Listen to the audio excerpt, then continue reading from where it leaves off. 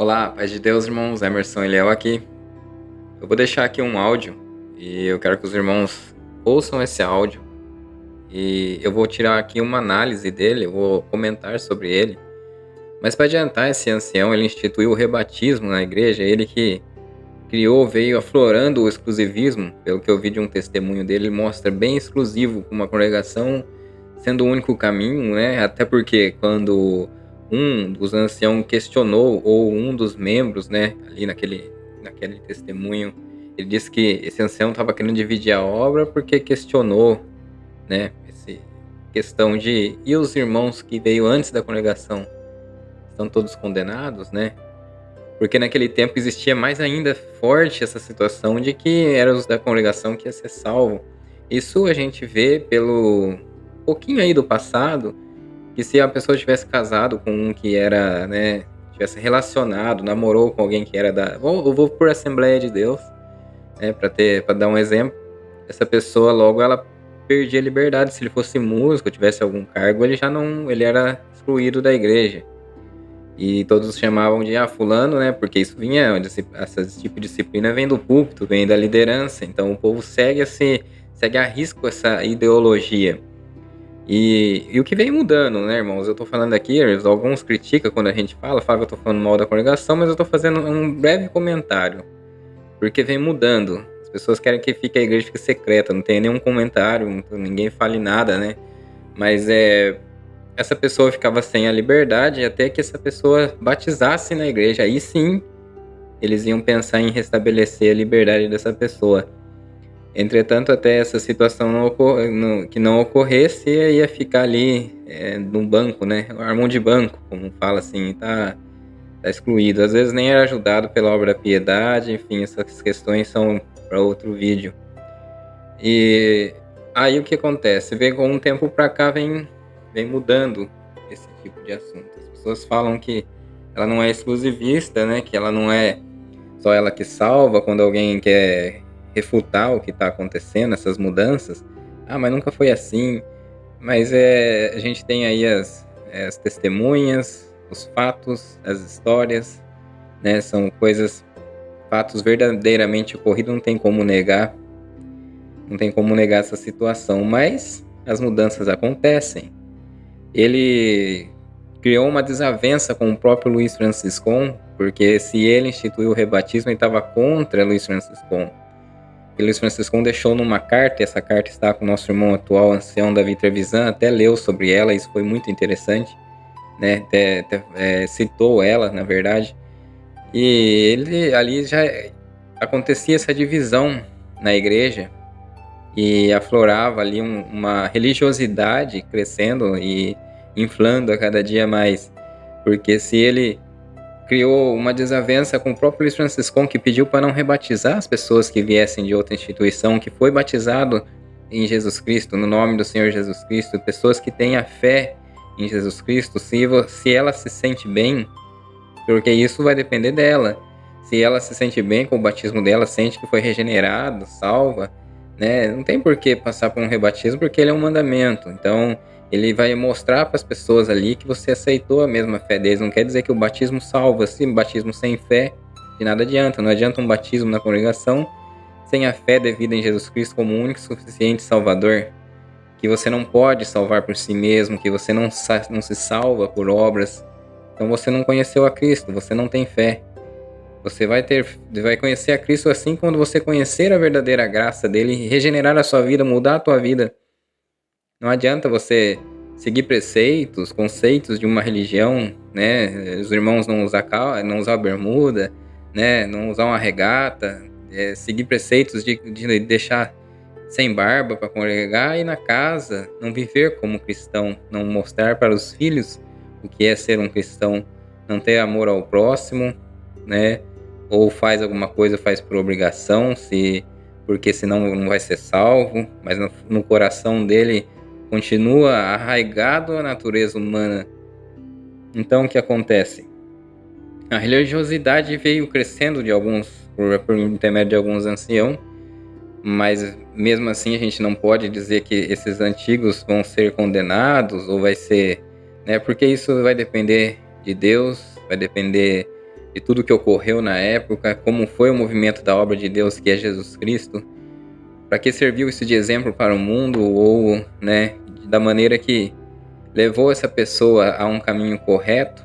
E se o homem o derrubou do seu conceito de, né, se o homem o derrubou da sua fé em Jesus Cristo, se fez ele cair com essas disciplinas, Jesus, nosso Senhor e nosso Pai, é quem vai ver isso tudo.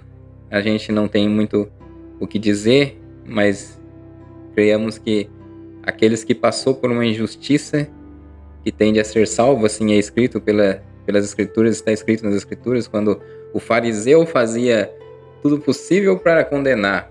Ali a gente tem uma breve explicação sobre isso. Ele condenava o publicano, né, e se justificava.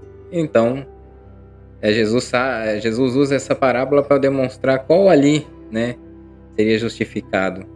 É aquele que assumia seus erros, seus atos, suas falhas, seus pecados, ou aquele que se justificava com conceitos de religiosidade, aquilo que ele fazia por si só, né, para se justificar. Dá uma olhada nesse vídeo e eu volto para comentar aí e vou mostrar para vocês a fala do nosso irmão Davi Trevisan sobre a questão do rebatismo. A paz de Deus com todos. Eu vou contar para vocês a história do nosso irmão Riceiro Lavander. Aliás, não tem muita coisa na internet desse nosso irmão, mas eu apelei para um irmão que é historiador, nosso irmão Itamar Coutinho. Ele me forneceu aí algumas fotos e alguma história desse nosso irmão Riceiro Lavander. Bom, eu vou mostrar algumas fotos e falar sobre elas. Aqui é a relação de todos os anciões presidentes da congregação cristã no Brasil. Na realidade, de 1910 até 1936, não se chamava congregação cristã no Brasil, era a Assembleia Cristã. Então, aqui nós temos o primeiro ancião presidente, Luiz Franciscon, até 1936, né? Depois, o Luiz Pedroso, que está como segundo ancião aqui, de 36 a 38, na realidade ele foi o primeiro ancião da congregação, porque o Luiz Franciscon não foi presidente da congregação, ele foi ancião da Assembleia Cristã. Depois veio o irmão Francisco Guilherme Romano, que foi de 38 a 40. Aí veio o João Finotti, de 40 a 50. E depois o nosso irmão Riceiro Lavander, de 50 a 52. Ele foi um ancião que ficou 2 anos, né, na presidência da congregação, com muito pouco tempo. Mas, irmãos, ele foi um ancião que mudou radicalmente a congregação cristã. Ele tirou a congregação cristã do seu caminho. Entendeu? Depois aí tem a lista aí, ó.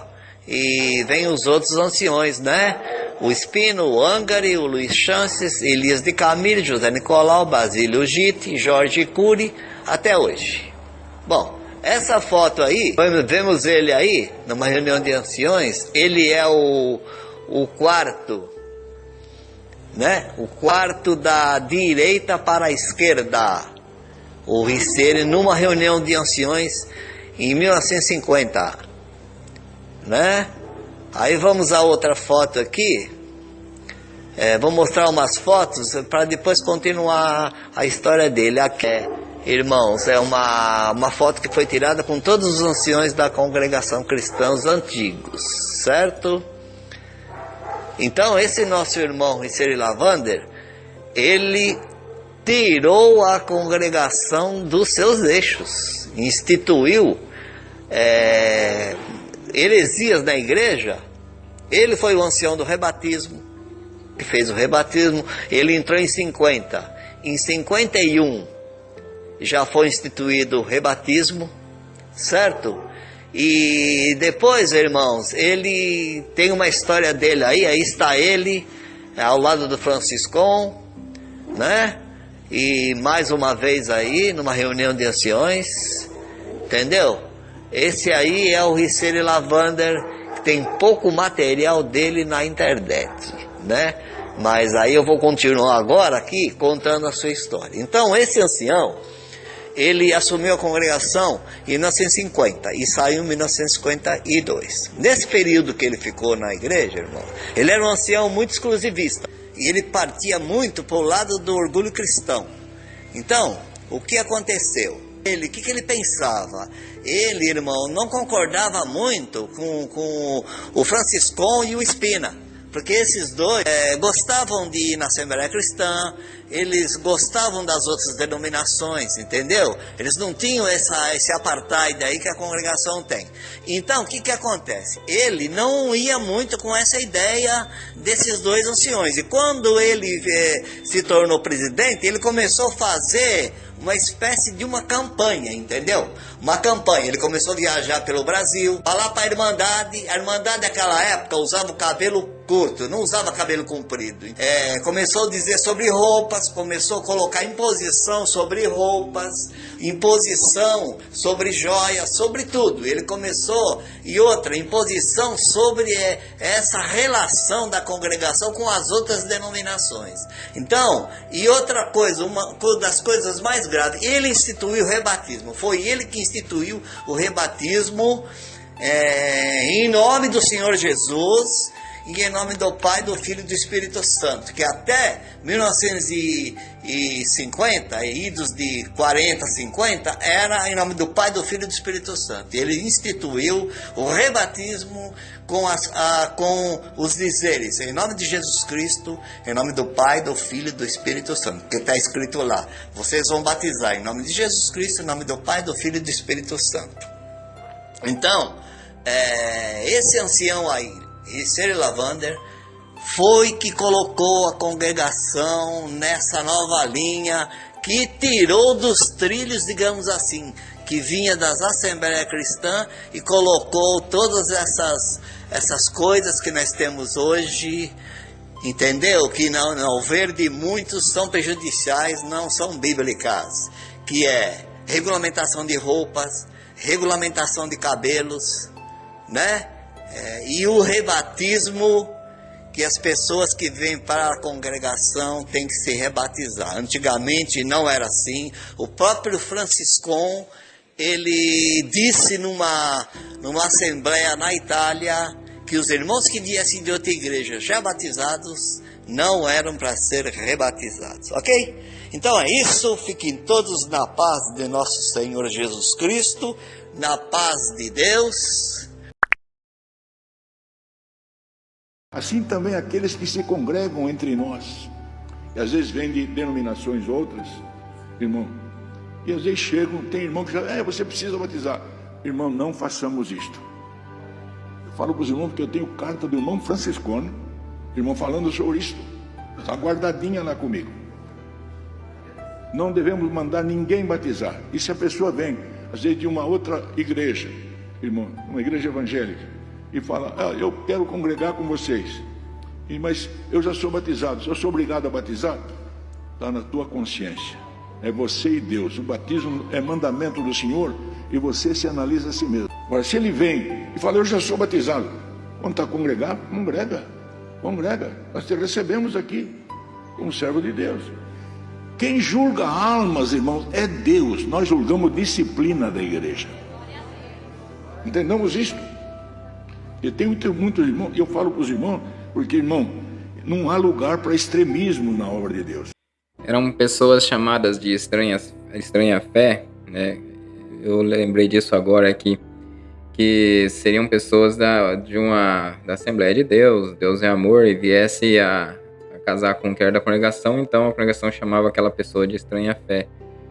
Era aqui na minha região é assim, você pode falar que na sua é diferente, que a sua é tudo mil maravilha, perfeito, os homens são perfeitos lá, né, que tudo vem de Deus, mas a minha região era assim, estranha fé, taxados da estranha fé, você pode falar que é uma religião pagã, uma seita mesmo, que não são cristãos, não são pessoas que tentam seguir Cristo, né?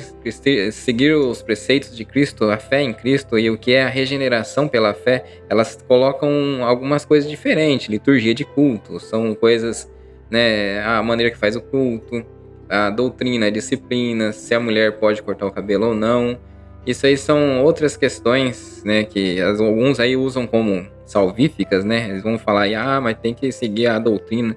Aí você fala assim, irmão, mas qual que é a doutrina de Cristo? Você fala que a congregação é a única que segue a doutrina, mas quando você fala qual que é a doutrina que é de salvação, daí eles não conseguem te explicar. A maioria dessas pessoas são aqueles que colocam user no nome ali, são pessoas que não mostram a cara e às vezes até xingam aquele que dá uma opinião aqui e ajuda a pessoa a crescer na fé. E aí você pede para explicar, ele não vai saber explicar, então tenta justificar esse julgo sobre a outra denominação.